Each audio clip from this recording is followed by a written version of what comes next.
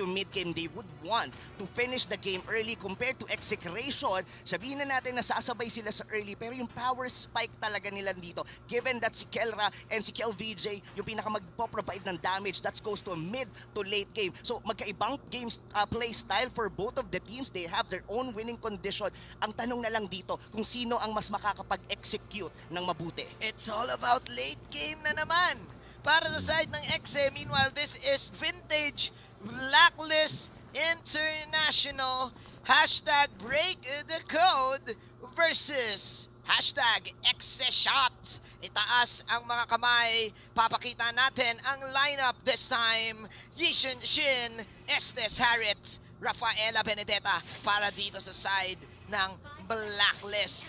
Jawhead, meron kang Glue, Eudora, Alice, and Claude for Exe. MPO Philippines is under the regulation and the supervision of the Games and Amusement Board. Kera kagad, Rob! Suntukan kagad doon sa Edward sa taas! Ang ganda nung pag-anticipate doon nila Renzo. Given that Renzo is also one of the Benedetta users dito for the side of Execration, alam niya na susubukan ni Edward na mag-cut ng lanes doon sa may top lane. So, medyo nabasa on the first minute pa lang kaagad dito na Execration kung paanong rotation ang gustong gawin ng Blacklist International. Pero for Blacklist, they just have to be passive up until siguro lumabas yung pinakaunang turtle nila, just get those level 4s, probably try to cut the lane once again for Edward. Pero ito ang pinaka-kinakatakutan. Even on the keys to victory, Execration, kailangan nilang bantayan talaga yung mga early rotation dahil sa mga nakakalaban ng Blacklist, lagi nilang sinasabi kailangan yung sabayan ang early advantage ng Blacklist because objective-centric type of team ang Blacklist International. Yeah, I think, Rob Luna,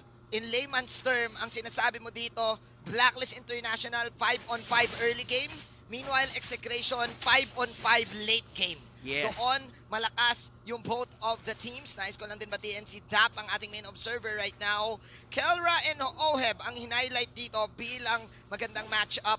And kung papansinin mo, sila yung parehas na tinutulungan ng dalawang teams. Here in the bottom side, Kelra outstanding performance sa Alice, pero take note, si Oheb nire-respeto din yung kanyang Harriet. Yes, well, kailangan lang naman ni Oheb dito is just to play safe. Hindi pa naman mararamdaman dito ang Harriet as early as the next 5 minutes. And not only that, medyo tricky din for the side of Execration. They need to get pick-ups. Pwedeng katulad ng ganito with a flicker from Chakno, pero nagmintis. Yeah, ang ganda ng fake sana na ginagawa ni Chakno, papanghuli kay Oheb.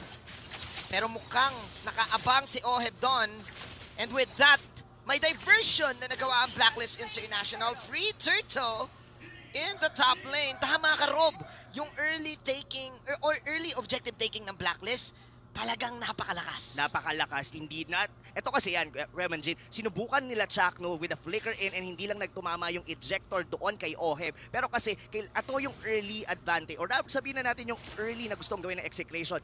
This Jawhead and sama mo pa dito yung Eudora, they would like to get pick-offs. Kaso, pag natuloy-tuloy na nagmimintis sila sa ganon, is that mahihirapan sila going into mid-game dahil wala silang natural minion wave clear. Yes, meron sila ditong Alice, pero bitin pa yan sa early game. Ibig mong sabihin, Rob Luna, alam ng Blacklist na kailangan nilang iwasan si Chak Attack, aka Chak Mamba, na nauntog nga doon kanina. Tapos kailangan nilang iwasan yung kuryente, yung lightning strikes na magmumula kay Etomax. Baka kaya rin nga siguro pumili ng Joy dito ang Exe. Kasi kung iisipin mo, may way siya para ipaghiwalay ang Blacklist International by using the ejector, di ba? Yes, katulad doon, sinubukan niya ulit doon kay Eson. Nagmintis na naman dito si Chakno. Not the usual Chakno that we used to see on the previous games. Kung isipin mo, Manjin, on the playoffs, nakaka-13 games na ang Execration. Dalawang best of 5 at isa yung kaninang laro nila na na 3-0 nila ang Aura PH. Talagang batak na batak, kaibigang Rob. And tama ka, hindi to yung usual na nakikita natin na early game ni Chakno na nagmi-miss yung mga ejectors niya. Pero kasi, kalaban niya dito, yung, ayun o, yung pasimuno ng Ubi strategy. Pag Kasi pag ang Blacklist International, nahiwalay ang isa sa kanila, automatic, hahawakan na agad nung isa yung kamay. Parang halimbawa, si Wise, na ejector, biglang nandun si Venus, tutulungan siya, di ba? Yes, definitely. Ang ganda rin kasi ng timing ng pag-purify doon ni Oheb. And alam nila na gano'n ang gustong gawin dito ni Chakno. Meanwhile, for KLBJ, he only needs to farm. Kailangan niya lang ma-secure yung kanyang mga buff and play it passively up until somewhere na makakasabay na sila sa early team fight. And itong turtle na to, medyo mahirap i-contest to para sa side ng Execration. Second turtle of the game. Execration will not contest. Another free turtle for Team Blacklist International. Gusto ko lang din banggitin na si Edward dito ay nagro-rotate na, no? After ng 4 minutes, makikita mo siya na pumupunta sa mid lane and mukhang pinipilit dito ng side ng Blacklist yung baba. Tama yung sinabi ng panelist natin, you need to shut down one core hero. Si Kelra yun. Look at this. Walang magawa si Jack Attack. This time, si Oheb ang sinasama ni Venus at ni Eson. Yes. Sa bottom lane. Not only that, it's a good target for Chakno as well dahil na-timingan nila na wala pa namang Purify doon yung Harit. Kaso nga lang, like you mentioned, talagang sinasabayan nila Omay Venus and Eson dito, si Oheb, para mas maging libre ang kanyang pagpa-farm. Kasi kung iisipin mo, the late game damage potential na manggagaling sa Blacklist International will rotate around Oheb. So, right at this point, dahil 5 minutes naman, Jin, wala ng energy shield. Okay, protect Oheb as much as possible. Lightning immersion para dito kay Omay Venus. Meanwhile, inatake ngayon ni Wise, si Ito Max, si KLBJ, the king, ang unang mawawala. Dahil na masyadong napalalim ang side ng Exe, the obvious strategy, ultimate bonding experience, medyo is napalalim paying off para sa Blacklist. Napalalim doon si KLBJ. Hindi na rin siya nakapag-out agad. So Blacklist International, technically na ngayon na ang kanilang power spike. It's all about execution na pahintuin ang aggression na gustong ibato ng Blacklist. Dahil ang gagawin na lang nila dito, Manjin, is isa-isahin ang mga tore ng execution. This is vintage Oh My Venus, pare. Ito yung M1 Estes na nilabas ni Ma'am Shoes, na nilabas ni The Queen. At pinapakita niya dito sa ating Grand Finals kung gaano ito kalakas. Pinilit ng Blacklist yung bottom lane. Execration trying their best to defend. Pero wala silang magawa. Wala silang makuhang damage. And kung iisipin mo, Rob Luna, one-win condition again for Exe is to take this to the late game. Pero paano kung halimbawa matapos ng ganyan-ganyan lang ng Blacklist yan? Yun ang malaking tanong. It's all about the execution dito na execution going into mid-game. Meron naman silang konting nakukuha ng mga trade na nakakuha si KLVJ ng invade on the purple buff dito ni Wise dahil kinukuha pa nila yung turtle. Pero 3 turtle na ang nasisecure dito ng Blacklist International at mukhang hindi na wala silang plano na huminto dahil gusto lang nila yung mga tore dito ng execration. And for execration, kailangan lang nilang i-minimize yung mga sabihin natin yung mga tore na nawawala sa kanila kasi kailangan lang nilang makapag-farm si KLVJ and Kelra. Kumbaga kung in layman's term, kaibigang Rob Luna, itong execration, maghihintay sila up until the 15-minute mark. Dahil nag-invest na naman sila ng late game. Right now, meron na silang items, DHS, pero gaano ka-late nila to madadala dahil yung Blacklist International, alam nila yon. Remember pare, nakapagpahinga ang Blacklist International na dalawang araw. So they're fully aware na pinoprolong lang ng execration itong game na to. At tignan mo, yung healing nila, hindi sila nadadamage ng basta-basta. So for sure, execration, kukuha sila dito ng mga anti-regen items. Yes, definitely. Kung papansinin mo Blacklist International, isa sa mga team talaga na mahilig mag-punish. Alam nila kung ano yung playstyle ng kanilang kalaban. Wherein, sabi nga doon sa ating keys to victory kanina, more often than not, 25 minutes and above execration, parang doon lumalakas or doon lumalabas yung kanilang power spike. Kumbaga, wag mong paabutin sa TikTok timers na tinatawag. Umaamba pa lang muna ang Blacklist International dito. Both of the teams respecting each other. 8 minutes na. Kaibigang Rob, first blood pa lang ang nakikita natin. Execration, they know na hindi sila kagad-kagad basta makakapasok. Pero alam din ng Blacklist na hinihintay nila yung Exe magkamali ng entry. Definitely.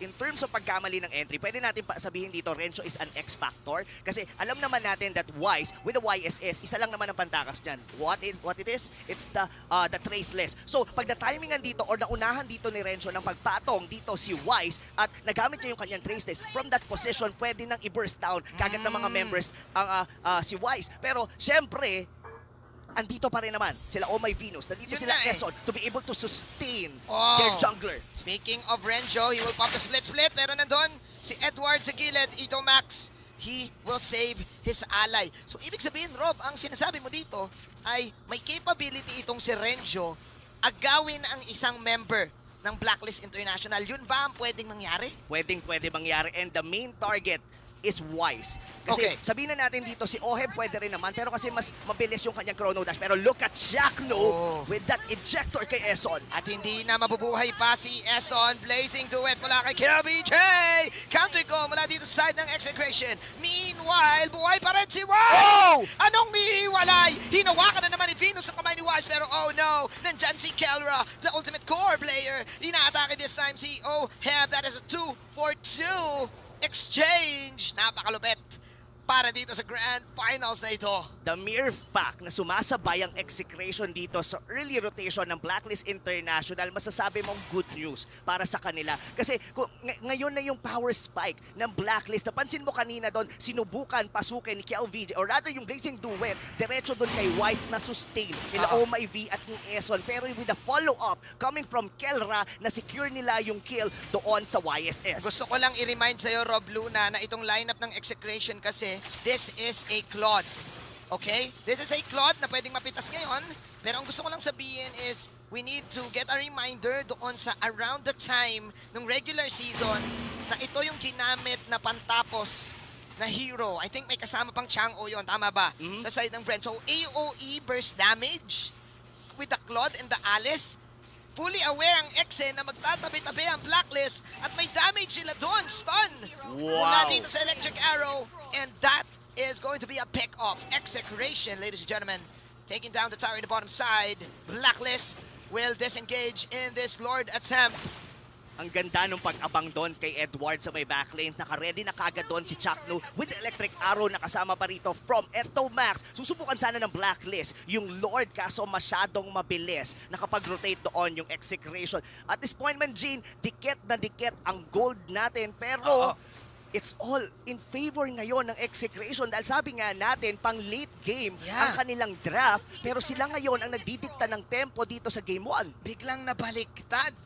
Blacklist International, pinilit nila yung bottom lane kanina, but this time, nagka-damage na kasi ang Execration, di ba kaibigan? I mean, kung iisipin mo, naghintay lang talaga yung Exe, naging patient yung Exe, na alam natin hindi natin kaya, try nating mag-poke, and then nawawalan ngayon ng bahagyang damage ang Blacklist International. But then again, ilang beses na napunta ang Blacklist International sa ganitong situation. Diba? Alam nila na kapag hindi nila natapos ng maaga, meron pa rin silang capability para makabalik. Eh, kung papansinin mo, Execration is still respecting the team fight of Blacklist International. Posible na nilang kunin yung Lord doon, pero ayaw nilang isugal. Alam naman nila yung kanilang power spike is still going in their favor pagdating sa may late game. Pero for Blacklist International, they need to find a way. Kailangan nilang ibalik sa kanila yung tempo. Oh My Venus and Eson has the vision dito para sa Lord na to. Ngayon, dikit-dikit ngayon ang apat na members dito ng Blacklist. Ang tanong, ano ang kanilang magagawa? Meanwhile, sa may baba, Renzo and Edward, talagang kailangan lang nilang i-hold yung bottom lane na yan para mag-force ng reaction sa opposing team. Ito na ang simula. Nagtanong na si Venus, what time is it? It's ube time. Nagtabi-tabi na ang apat na players ng Blacklist International. And look at this. Both of the teams stalking each other. Chakno baiting out the Zaman Force na magmumula kay Oheb. Kelra, magpapop ngayon. Ito na, tunay na pasok ng side ng Exe. Pasok ngayon si KLVJ na Blazing Duet. Ganun lang kabilis. AOEs coming out of nowhere mula sa side ng Exe. Apat ang nawala sa Blacklist International. KLVJ will destroy the tower. 20 seconds down for 3 heroes sa side ng Blacklist. But Edward will save the day. Nice defense mula kay Edward. Buti na lang nandoon pa si Edward dahil pwede nang matapos yung laro na yon, Manjin. And a perfect flank na magagaling doon kay KLVJ. Kompleto yung stack ng kanyang Art of Thievery at tinanggap yung lahat ng Blacklist International. But Edward will do something impossible to try to steal the Lord, pero hindi siya naging successful. First Lord of this game, Edward trying his best to once again get a clutch play. Pero nakaabang si Kiel VJ. BMI in execration. Man, ang taas ng win rate nila dito sa Alice at sa Claude. And kung iisipin mo, yung damage kasi ng Alice, yung damage ng Claude, yung mga ultimate nila, hindi mo tina-target yun, Rob eh. Yes, So and ang daling tamaan ng lahat. kaya ganun din sila ka-confident na ibigay ang Estes for Blacklist dahil alam nila na sasabayan nila yon with raw damage na manggagaling dito sa Claude, pati dito sa Alice na to. Mind you, buo na yung si Halberg dito. Ni kaibigang Kiel BJ, kailangan ngayon ng Blacklist ng pitas. That is going to be an easy kill sa top lane.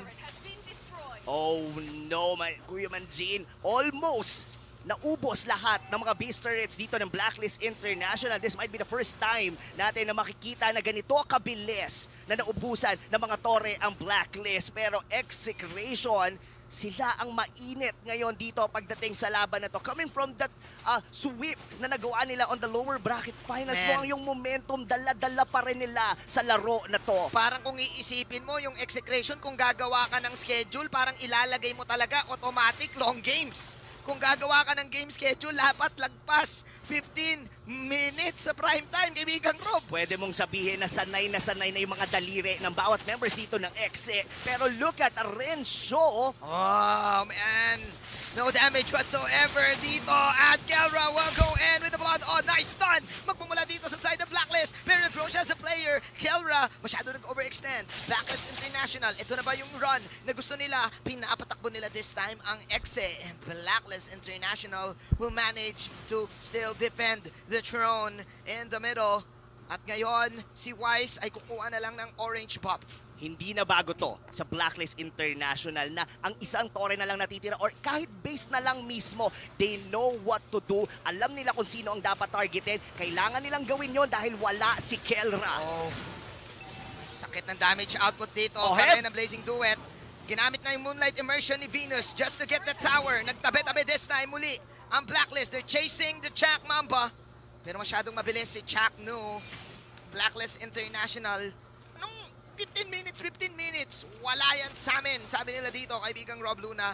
And now, let's look at the items. Ang pinakamayaman ay walang iba kundi si Kiel BJ. Pero hindi natin pwedeng ipagkaila na sumasabay pa rin naman dito ang mga damage dealer from Blacklist International. Even Oheb, meron siyang concentrated energy dito with the Oracle. Kaya niyang masustain. Once na makapagsayaw-sayaw dito yung Harit, kaya niyang tunawin agad-agad dito. Probably si Kiel VJ. So, ano na lang to, Kuya Manjin, it's more on paunahan or kung kukuha agad nila or mabuburst down kaagad nila yung mga healers ng Blacklist International. Parang gano'n na burst si Chak Nu, pero look at that! Blazing Duet! Mula na naman kay Kiel BJ, wala si Wise this time, pero si Edward nandun sa gilid! Sneaky movements mula kay Edward! Sneaky slice and dice! Meanwhile, naging buo na si Pumatong! Renzo pumatong! Sinasabunutan si kaibigang Edward, pero napaalis na si Renzo as Blacklist International will just defend their base. Kiel BJ buying the immortality. 1-for-1 exchange. Kailangan mag-ingat dito ng execration. Sabihin naman natin na basag na yung dalawang base turrets dito ng Blacklist International. Mas lumalakas ngayon yung mga healing galing na naman gagaling sa mga members ng Blacklist. Kung mapapansin mo yon, pag hindi na burst down agad, si Venus at si Eson, parang magre-reset ang lahat at mag-aalangan pa ang mga members dito ng execration. They have to play it a little slow, Kuya Manjin, dahil nasa kanila pa rin naman ang advantage. Pwede nilang kunin muna yung Lord and from there, baka makahanap sila ng pick-up and probably end the game. Yeah, kung iisipin mo kasi kaibigang Rob, ang Blacklist International, sila yung parang walking fountain na team. So if ever hindi sila ma-burst ng EXE, tama ka, may instant reset lagi ang Blacklist. And kung isipin mo, they also have damage output. Yes, I like that Blacklist International are forcing the Lord dito, Manjin. Vision shit coming in, but Wise with the last hit. Si Kelra makakuha pa rin ng kill dito, pero yun yung tusok ni Edward kay Kiel VJ. 2-for-1 exchange lamang this time ang execution. Pero Wise, nakuha niya ang Lord. Is it going to be enough para lang maligtas ang buhay ng Blacklist sa game number 1? Remember, 18 minutes na, malapit na ang TikTok timers. Dalawa na lang natitira sa blacklist, Rob Luna. Nandito pa naman si Edward. Pwede pa nilang linisin ng mga minion wave. Magre-respawn na rin ang Lord. Oh, ang no. tanong, kaya ba na execution i-ento? Eto Max, nagbaback na sila dito. Edward! Edward saving the day once again. Clutch plays mula kay Edward.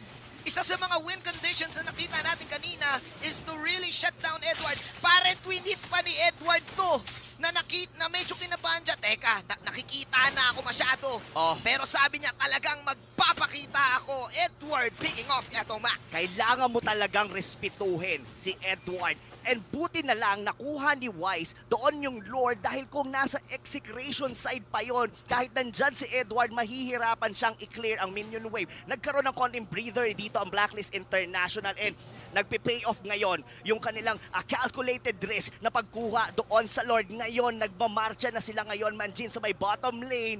Paano ang magiging siege? Paano ang atake na gagawin dito ng Blacklist sa base ng EXE? One of the greatest mechanical players na masasabi ko, si Edward dito, kabisado yung kits ng kanyang mga kalaban. Look at this, napakabilis ang pasok ng Blacklist International. Of course, with this Lord, hindi pa naman basag yung Torre, pero Edward, nandoon, nakipaglaban sa 5. Oh no! 1 minutong wala si Quiz Edward, pero that was a sacrificial play para makuha ng Blacklist International yung tower.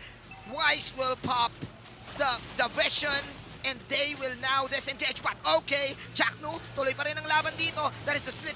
Zaman Force coming in. Holy Baptism para kay Eson. Wala si Chakno pero meron siya immortality dito. May shield. Pasok si KLBJ. Umikot-ikot. Blazing duet. At nandoon pa rin si Renjo. Wala siyang mahuli. Sumabog si Renjo pero sumabog din si Venus. Pero Oh my! catching 3 doon sa bush. Mukhang ubos ang side ng Blacklist. Execration Nation.